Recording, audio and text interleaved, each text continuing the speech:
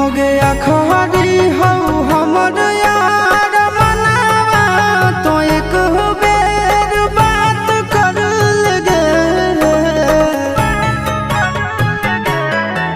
हो गया खरी हो हमर यार मनावा तो एक बेर बात कर लगे।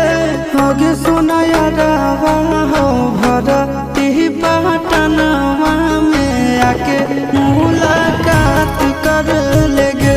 आगे सोना यारवा हो भरती पटनवा में आके मुलाकात कर लेगे। आगे चली जाइबौ छोड़ी के दुनिया विदाई अपने हाथ कर लेगे।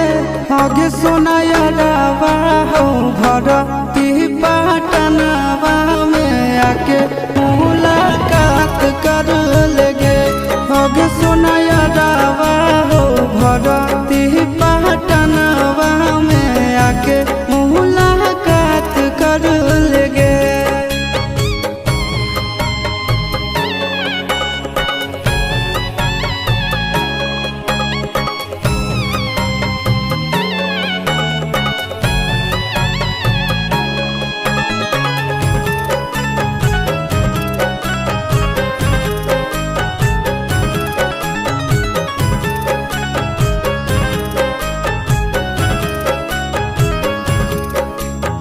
मरे घड़ी पनिया पिलाई दी है जान गे।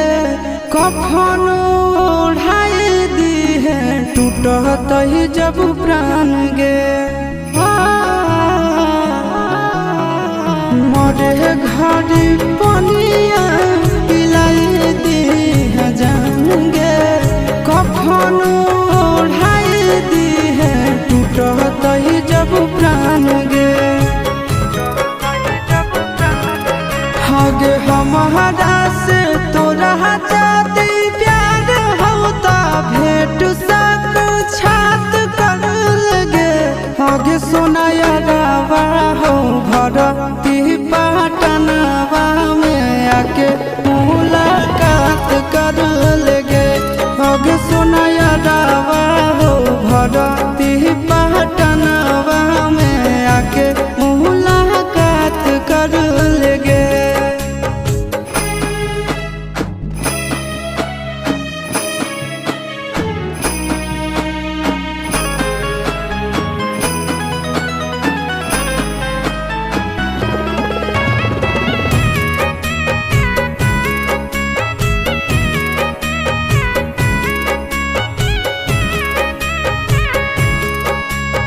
डॉक्टर जवाब दिल के बुलावा अइलै मौत के।